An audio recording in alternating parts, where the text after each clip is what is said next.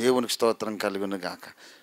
1 యోహాను 5వ అధ్యాయం 1వ వచనం, పుట్టించిన వానిని ప్రేమించు ప్రతివాడును ఆయన మూలముగా పుట్టిన వానిని ప్రేమించు.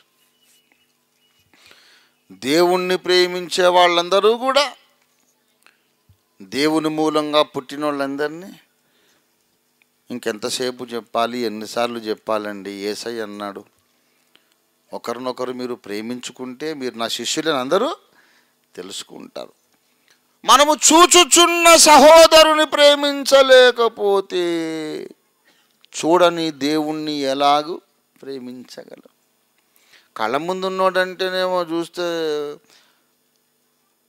తేళ్ళు జర్లు పాకినట్టుగా ఉంది, కనబడ్డవాడినేమో మనం అసలు పలకరించకుండా, ప్రేమించకుండా, దగ్గరికి రానియకుండా, ఒక్కొక్కడి మీద ఒక్కో నేరం పెట్టేసి దూరం దూరం దూరం దూరం దూరం చేసే ప్రోగ్రాం మొదలు పెట్టుకున్నాం అనుకోండి. వాళ్ళ మోకరించి యేసయ్యా నిన్నెంతో ప్రేమించుచున్నాను అని అంటే ఒప్పుకోడు ఆయన. మరి ఎందుకు నేను పుట్టించిన వాళ్ళని ప్రేమించట్లేదు అంటే? వాళ్ళు నన్ను చాలా గాయపరిచారు తండ్రి అంటాం మనం. నువ్వు కూడా గాయపరిచావు అంటాడు ఆయన. ఎరా, నువ్వు నన్ను ఎప్పుడు గాయపరచలేదు? నువ్వు నన్ను గాయపరిస్తేనేమో నేను నిన్ను ప్రేమించాలా? వేరేవాడు గాయపరిస్తే నువ్వు ద్వేషిస్తావా? What is this?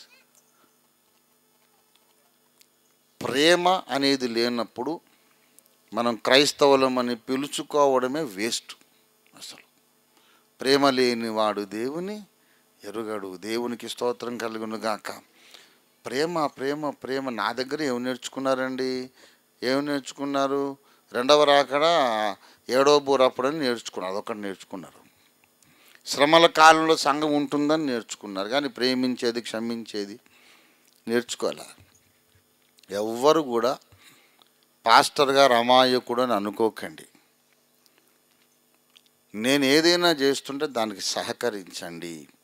నాకు తెలీదు, డబ్బులు వేస్ట్ చేస్తాడు అంటాడు ఒకడు. ఏది వేస్టు, ఏది వేస్టో ఏది కాదో నిర్ణయించే అధికారం నాది. దేవుడు ఎట్లా ఈ సిస్టమ్ అంతా ఎలా చేశాడంటే, మనకు సరిపడ్డంత ఖర్చులకు సరిపడ్డంత డబ్బు ఏ ఒక్క స్థానిక సంఘము ఇవ్వగలిగిన స్థితిలో లేదు. మనకు నెలకు 2-3 లక్షలు అవసరమైతే 1 లక్ష కూడా రాదు కానుకలు. నిద్రాహారాలు మాని ప్రయాణాలు చేసి ఊరు వాడ తిరిగి చేసి వచ్చినటువంటి ఆ సొమ్మంతా కూడా బీదలకు సహాయం చేయడానికి ఉపయోగిస్తున్నాయి, మేడలు కట్టుకోకుండా.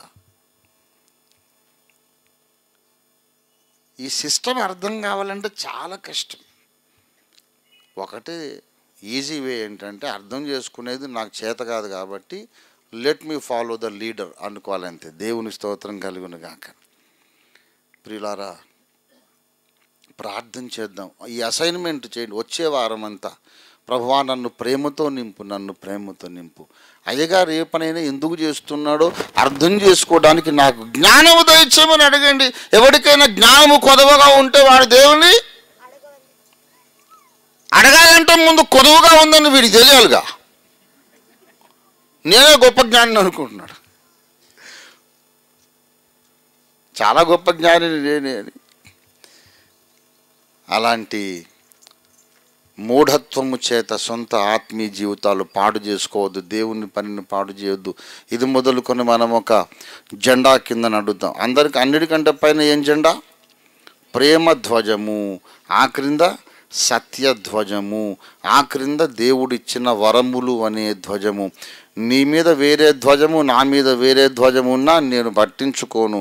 అన్నిటికంటే పైన ప్రేమ జెండా ఉన్నంతకాలం మనం షూలమ్మితి సంఘమే. దేవుడు దీవించునుగాక.